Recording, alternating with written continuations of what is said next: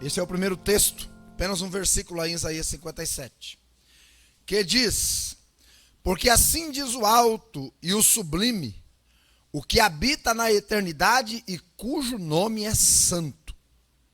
Em um alto e santo lugar habito, mas habito também com o contrito e abatido de espírito, para vivificar o espírito dos abatidos e para vivificar o coração dos contritos. Agora, por favor, Jonas capítulo 3. Jonas capítulo de número 3. E nós vamos ler todo este capítulo. Jonas 3, diz assim a palavra do Senhor. E veio a palavra do Senhor a segunda vez a Jonas, dizendo: levanta-te e vai à grande cidade de Nínive, e prega contra ela a pregação que eu te disse. E Jonas levantou-se e foi a Nínive, segundo a palavra do Senhor. Nínive era uma grande cidade, de 3 dias de caminho. E começou Jonas a entrar pela cidade, caminho de um dia, e pregava e dizia: ainda 40 dias, e Nínive será destruída. E os homens de Nínive creram em Deus, proclamaram um jejum e vestiram-se de panos de saco, desde o maior até o menor. Porque esta palavra chegou ao rei de Nínive, e levantou-se do seu trono, tirou de si as suas vestes, cobriu-se de pano de saco e assentou-se sobre a cinza. E fez uma proclamação que se divulgou em Nínive, por mandado do rei e dos seus grandes, dizendo: nenhum homem, nem animal, nem boi, nem ovelha, provem coisa alguma, nem se lhes dê pasto e nem bebam água. Mas os homens e os animais estarão cobertos de panos de saco, clamarão fortemente a Deus e se converterão cada um do seu mau caminho e da violência que há nas suas mãos. Quem sabe se voltará a Deus e se arrependerá e se apartará do furor da sua ira, de sorte que não pereçamos. E Deus viu as obras deles, como se converteram do seu mau caminho. E Deus se arrependeu do mal que lhe tinha dito que lhes faria, e não fez. Vamos orar. Obrigado, Senhor, pela tua palavra e pela leitura da tua palavra. Pisamos terreno sagrado e queremos pedir que o Senhor nos ajude a estarmos condizentes com este momento. Cremos que o teu Espírito Santo é quem torna a tua palavra clara no nosso entendimento, de tal maneira que o Senhor então nos convence, que o Senhor nos exorta, que o Senhor nos ensina, que o Senhor nos capacita a fazermos e a servirmos e a entendermos e a praticarmos a palavra do Senhor. Nosso Deus, abençoe-nos de tal maneira nesta manhã, que movidos pelo poder do teu Espírito, que tocados pelo poder do teu Espírito, nós sejamos despertados, vivificados para missões, para a obra do Senhor, para uma vida proclamadora. Quem sabe o Senhor não levanta aqui em nossa igreja e no seio dos corações que ouvirão esta palavra, alguns Joãos Crisóstomos que foram conhecidos como boca de ouro por proclamarem fielmente a palavra do Senhor.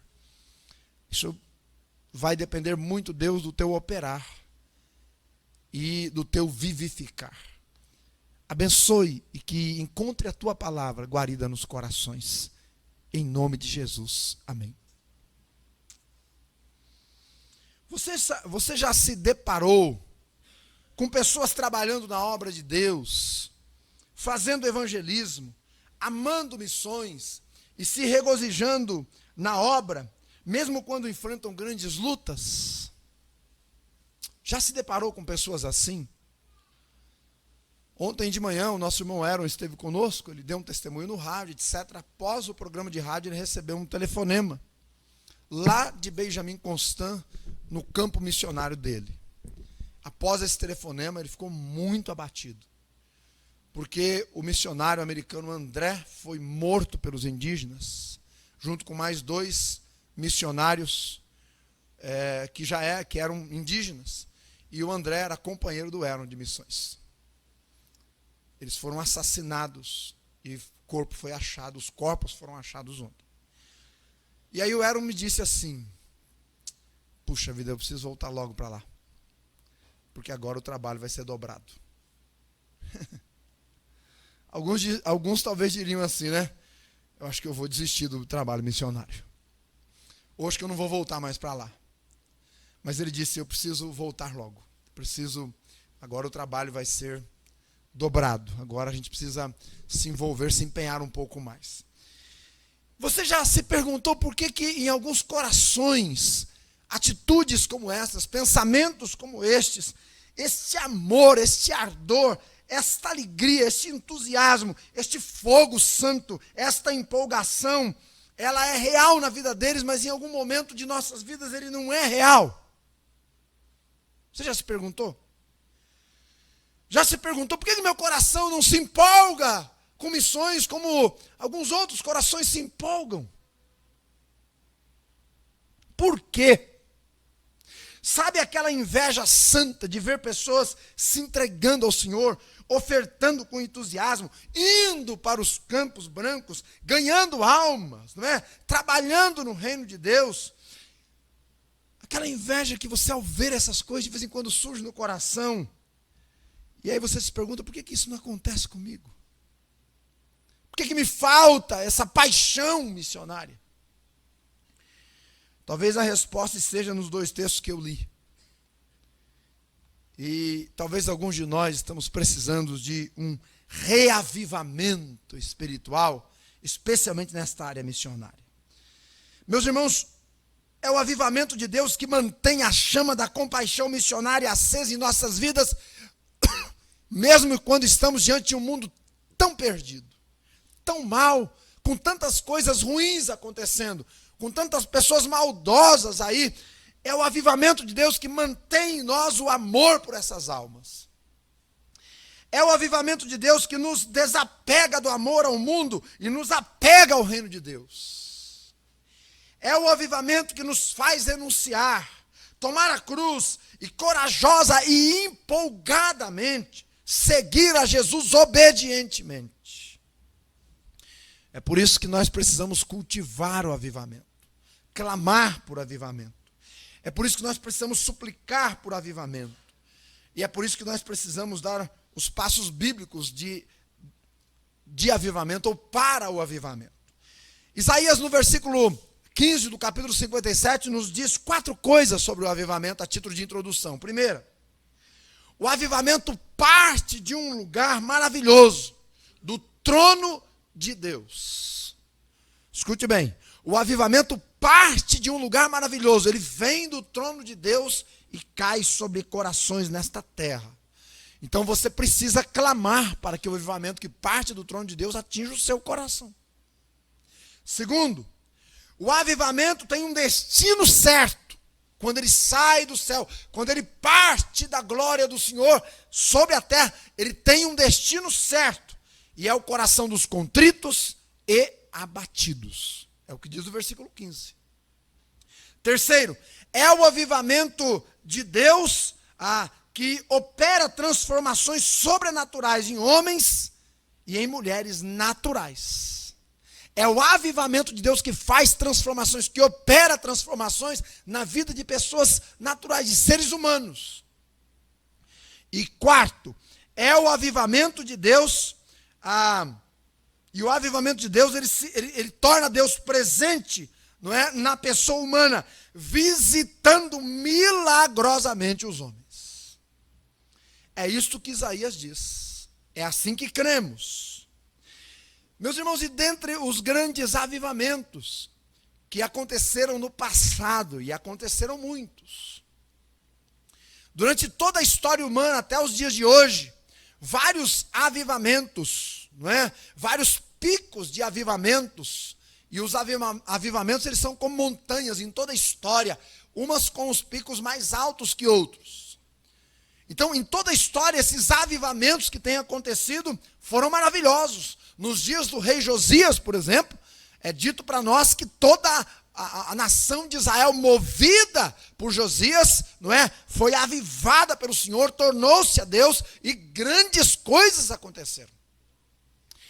Nós, lendo e estudando a história bíblica, aprendemos que no país de Gales, já na época da era mais próxima de nós, mais moderna, no país de Gales teve um avivamento tão grande, tão forte, que o país todo se voltou para Deus.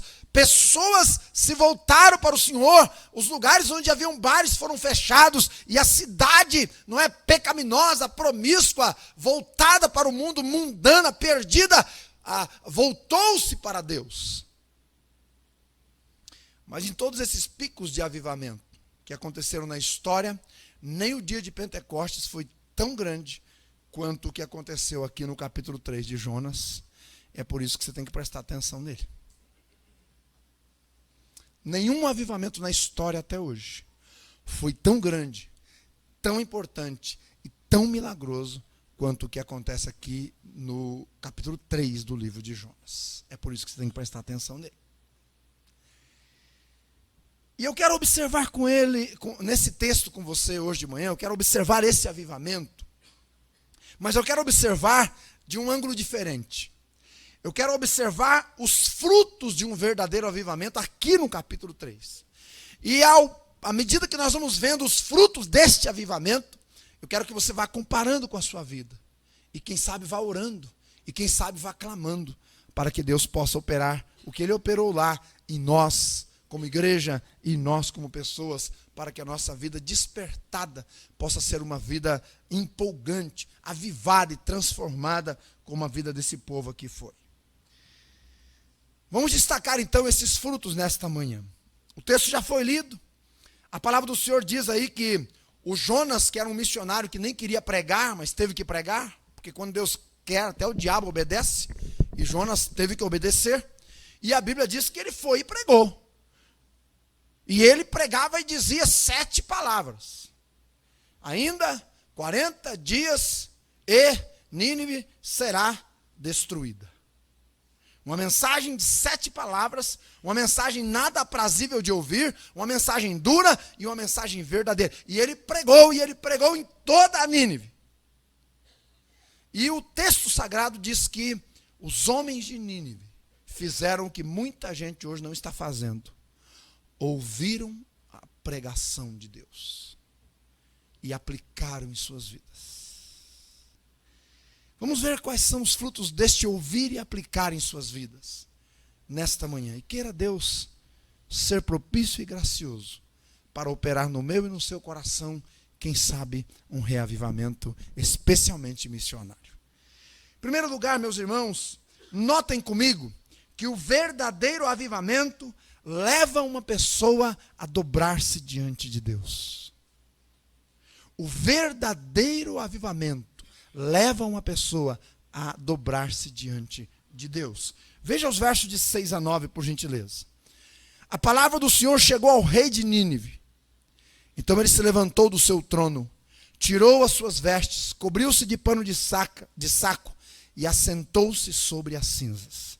Fez uma proclamação que se divulgou em toda Nínive, por mandado do rei e dos seus grandes, dizendo: nem homens, nem animais, nem bois, nem ovelhas provem coisa alguma, nem se lhes dê pasto, nem bebam água.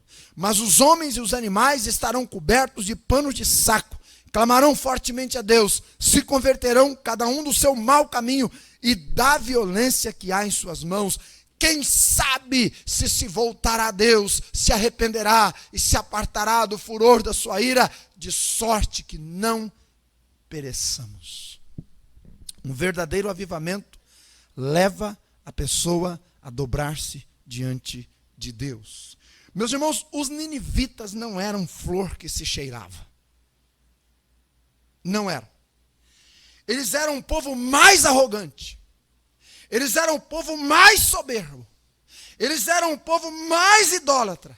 Eles eram o povo mais maldoso.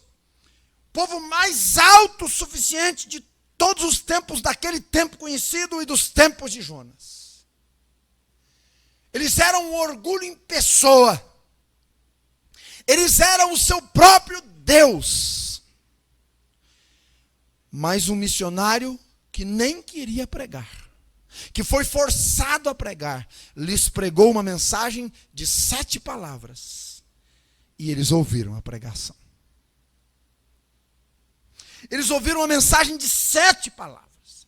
E eles foram tocados em seu coração. E eles foram aguilhoados pelo Senhor. E eles foram feridos pelo amor de Deus. E eles se humilharam. E eles tremeram em sua alma. E eles foram visitados pelo Espírito Santo de Deus. E eles se dobraram diante de Deus. E eles foram marcados na história. Meus irmãos, Nínive era uma grande cidade. E era grande na história. Nimrod, o bisneto de Noé, foi o fundador de Nínive. Nínive era grande no seu tamanho, sua circunferência era de 100 quilômetros, maior do que Campinas praticamente. Só torres haviam 1.500 dentro da cidade. Seus muros tinham 30 metros de altura. Era uma cidade grande. Nínive era grande em esplendor e influência. Eles estavam localizados às margens do rio Tigre e os comerciantes do mundo inteiro tinham que passar por ali. Nínive também era grande em pecado. Grande em tudo, inclusive em pecado. Eles mentiam, eles roubavam, eles adulteravam, eles matavam, eles espetavam suas vítimas. Eles decapitavam pessoas, eles eram sanguinários, eles eram idólatras.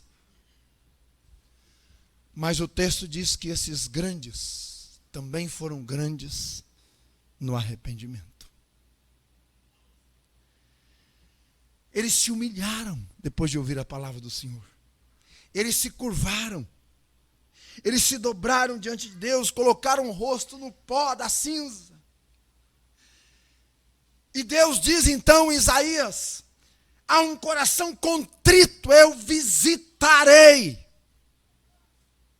A um coração quebrantado eu vivificarei. Meus irmãos, os ninivitas desceram do trono do orgulho. Os ninivitas tiraram as suas vestes, a veste da arrogância. Os ninivitas cobriram-se de pano de saco, o pano da humilhação. Eles assentaram-se nas cinzas, reconhecendo que eram pó. Eles confessaram a sua necessidade do Deus Todo-Poderoso. Eles se converteram, porque um verdadeiro avivamento faz o ser humano dobrar-se diante de Deus. E um homem dobrado diante de Deus é um homem pronto a ser visitado por Deus e a colocado de pé. O quebrantamento é a véspera do avivamento. Quando um vaso está quebrado, Deus junta os cacos e faz dele um vaso novo. Um verdadeiro avivamento coloca-nos de joelhos diante de Deus. Será que não precisamos de um avivamento? Nosso mundo, irmãos, com toda a sua modernidade, com toda a sua autossuficiência, com toda a sua tecnologia, tem nos tornado muito independentes. É facilidade para tudo. Você quer sair de casa e não tem carro, chama Uber. Não é? Se você não quer de Uber, vai de bicicleta. Se você não quer ir de bicicleta, você pede uma carona, porque você tem tantos conhecidos ao seu redor. Ou então você vai de ônibus. Você quer comprar uma roupa nova, a loja está na esquina. Você quer comer algo diferente, liga no Dona Sônia. Você... não é? Você quer ouvir uma mensagem edificante durante a semana, você entra lá no YouTube, escolhe o pregador, escolhe o tema da mensagem e ouve. Nosso mundo tem dado tantas facilidades com a sua liquidez e ao mesmo tempo tem tornado as pessoas tão autossuficientes, tão independentes e tão rasas de Deus. Talvez, irmão e irmã, nós precisemos de um quebrantamento, de cair de joelhos, como os ninivitas, de descermos do orgulho, da soberba, da arrogância, que, olha, isso não é prerrogativa de algumas pessoas, não. Isso todo dia quer subir no nosso coração, sabia? Você sabia que o orgulho, a arrogância, a soberba, a vaidade, todo dia fica batendo na porta do seu coração para entrar lá? E às vezes a gente nem percebe, o bichinho já entrou. E nós precisamos sondar o nosso coração e dizer: Senhor, quebranta-me, para que então o Senhor possa vivificar-me. O quebrantamento, aliás, o avivamento, o primeiro fruto do avivamento é que ele coloca a pessoa de joelhos diante de Deus. Segundo lugar, um verdadeiro avivamento causa fome na pessoa por Deus e por sua palavra. Se não, olha o que está escrito no versículo 9. Diz o rei, da onde? Da pior cidade do mundo, do pior povo do mundo, do povo mais autossuficiente. Ele diz assim: quem sabe se Deus se voltará, se arrependerá, se apartará do furor da sua ira, e a gente não pereça. Quem sabe? Deus. Irmãos, durante todos estes anos de Nínive, até esse capítulo 3, eles viveram como se Deus não existisse. A palavra de Deus para eles e nada era a mesma coisa, porque eles eram o seu próprio Deus. Eles construíram seus deuses com suas próprias mãos. Eles eram surdos para as verdades do céu, até que Deus se fez ouvir pelo missionário Jonas, que nem lhes queria pregar. Ele nem quis pregar. Mas a palavra que saiu da boca de Jonas não foi a palavra dele, foi a palavra de Deus. O verso 2 diz assim: levanta-te e vai à grande cidade de Nínive e prega contra ela a pregação que eu te dei. Portanto, Jonas não pregou sua palavra, não pregou seus pensamentos, não pregou sua ideologia, não pregou o que ele queria pregar, ele pregou o que Deus mandou pregar. E toda vez que você prega o que Deus mandou pregar, alguma coisa vai acontecer. Note, Jonas não pregou o que queria pregar. Deus sabe o que diz, como diz, quando diz, a quem diz, para atingir o seu alvo. E Deus disse tudo o que os ninivitas precisavam ouvir, em 7 palavras. O alvo foi atingido. Meus irmãos, Deus, quando lança o seu dardo missionário do céu, ele lança e ele é certeiro. Ele feriu o Lutero quando ele estava em uma tempestade em alto mar, para que ele se dobrasse diante de Deus. Ele feriu Agostinho de Hipona quando ele estava debaixo de uma árvore, lá pelos idos do 3º e 4º século, e Deus foi certeiro. Ele feriu o apóstolo Paulo, o Saulo, quando ele estava a caminho de Damasco para matar crentes, e Deus foi certeiro. Assim como um dia ele feriu o seu coração, feriu o meu coração, com a sua palavra, com o seu amor, de maneira que nos jogou ao chão para nos transformar. Deus é certeiro. O que é que os ninivitas ouviram?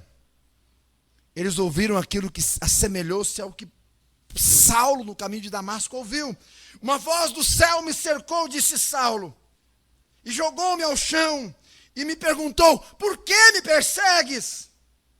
Saulo ficou extasiado, Saulo ficou espantado, Saulo ficou chocado, Saulo foi esbofeteado em seu interior, ele foi surpreendido, ele ficou atônito, ele foi tocado, ele foi movido poderosamente para conhecer Deus. Fome de Deus lhe brotou no coração, no deserto escaldante do seu coração, e ele respondeu: quem és tu, Senhor?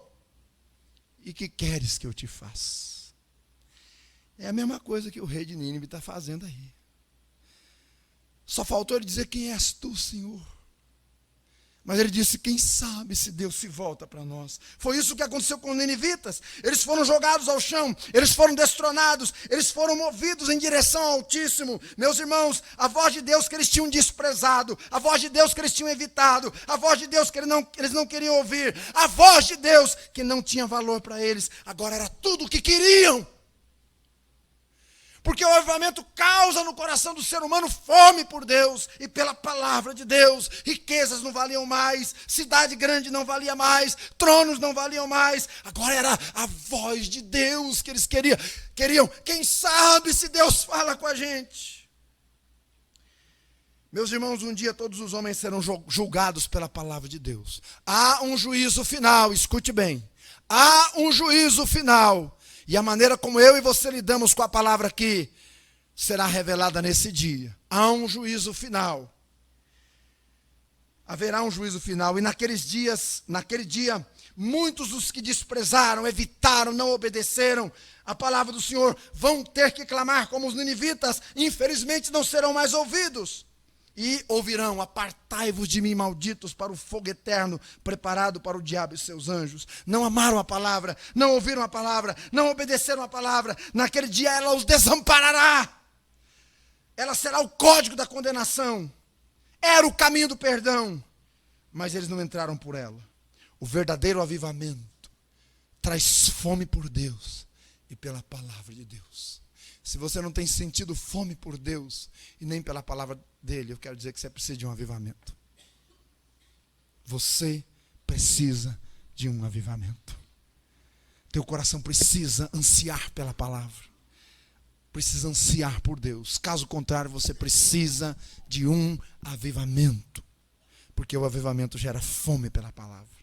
Fome por ouvir Deus. Terceiro lugar. Um verdadeiro avivamento abrirá o fluxo da água da vida em sua vida. Veja o que diz o versículo 10. E Deus viu a obra deles, como se converteram do seu mau caminho. E Deus se arrependeu do mal que lhes tinha dito que lhes faria e não fez. Na linguagem apocalíptica, João diz assim: e mostrou-me um rio puro da água da vida, claro como cristal, que procedia do trono de Deus e do Cordeiro. Meus queridos, há um rio de águas vivas que procede do trono de Deus. Este rio nasceu em Belém, viveu na Palestina, nunca pecou. Este rio foi por amor até a cruz, pela via dolorosa. Este rio foi pregado, foi morto, foi sepultado, mas ressuscitou ao terceiro dia. Esse rio venceu a morte e esse rio brota hoje no coração e na vida daquele que crê. Este rio tem nome, é Jesus Cristo. E ele disse: quem crer em mim, rios de água viva fluirão do seu interior. Rios de água viva fluirão do seu interior. E essas águas são as ações do Espírito Santo. Perdão, salvação, justificação, santificação, alegria, segurança, gozo, nova vida, prazer em Deus, comunhão com Deus, paz com Deus e paz de Deus. Deus viu as obras deles, como se arrependeram do seu mau caminho. Nosso Deus é um Deus de visão. Ele vê o coração contrito e ele vê o coração abatido. E ele visita. Jonas estava sendo insensível aos ninivitas, mas Deus não. E quando os ninivitas desnudaram-se em sua alma diante de Deus, Deus fez fluir seu rio de vida sobre eles. Meus irmãos, houve arrependimento sincero, houve profunda confiança em Deus, houve abandono de práticas pecaminosas, houve uma posição de humildade diante de Deus. Então o rio da vida desceu sobre eles. Eles mereciam o castigo, eles mereciam a ira de Deus, eles mereciam o inferno, mas Deus freou a ira e derramou a graça. Porque o verdadeiro avivamento faz com que o rio da vida comece a correr sobre a vida daquela pessoa. Veja o que o Senhor diz: ó vós que tendes sedes, vinde às águas. Vinde, ergui-me, diz o Senhor.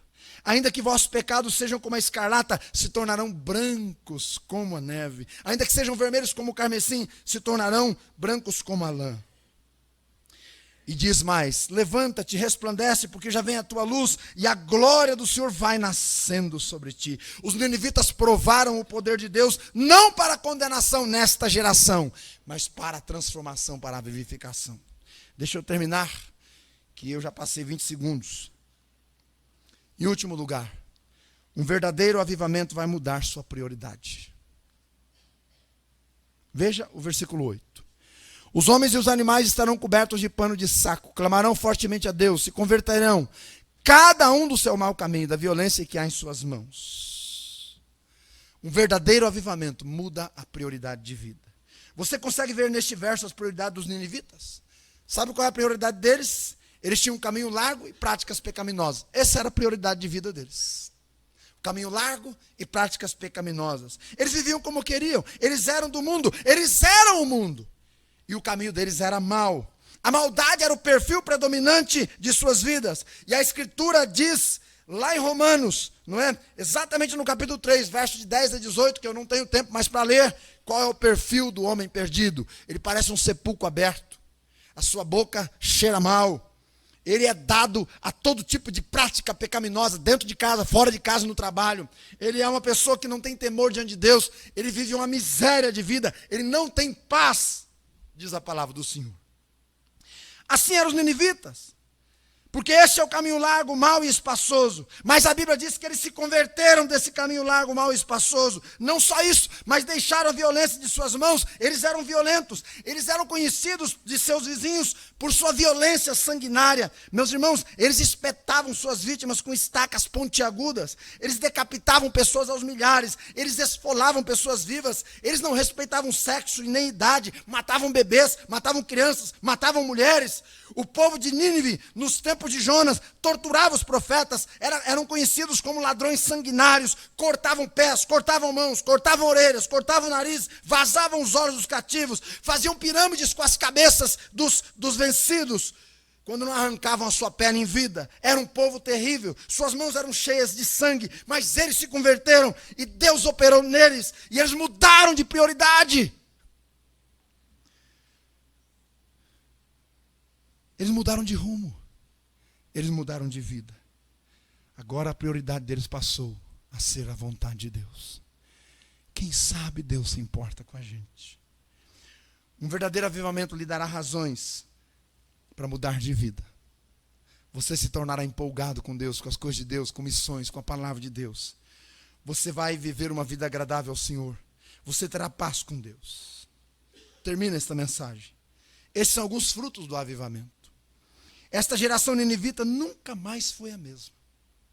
Assim também nunca mais é a mesma a vida de uma pessoa visitada por Deus. J. Verner McGee diz que o que aconteceu em Nínive faz o dia de Pentecostes parecer pequeno. Há impactos perpétuos a quem o fluxo da vida cai hoje em seu coração. Encontra bom solo a palavra do Senhor. Os ninivitas disseram: quem sabe se Deus se volta para nós. Deus se volta para um coração quebrantado, um coração contrito, um coração ansioso por transformação e pronto a deixar seus pecados e assumir compromissos. Encontra Deus um coração assim nesta manhã.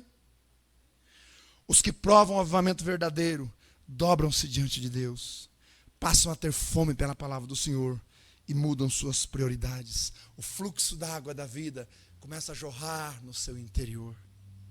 Tornam-se humildes. Aviva-nos, Senhor. Aviva-nos, Senhor. Aviva-nos. Vamos orar. Nosso Deus, Tu que conheces o coração e o solo e a vida de cada pessoa que aqui está. Tu sabes quem é que precisa de um avivamento, de um despertamento.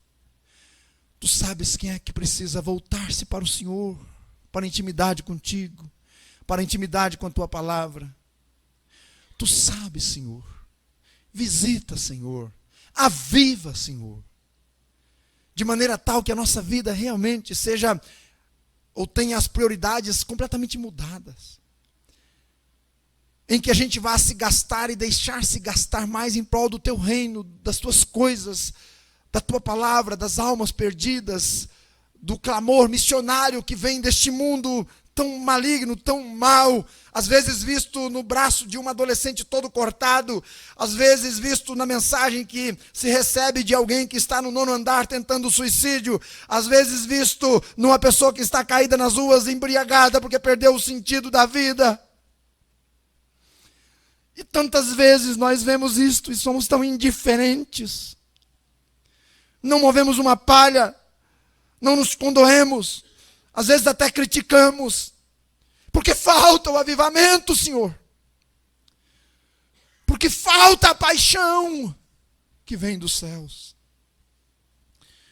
Por favor, não permita termos um coração tão duro quanto Jonas teve. Mas dê-nos a nós um coração igual ao teu, que enxerga o caído e que se importa pelas almas pelas quais Jesus morreu. Em nome de Cristo. Senhor.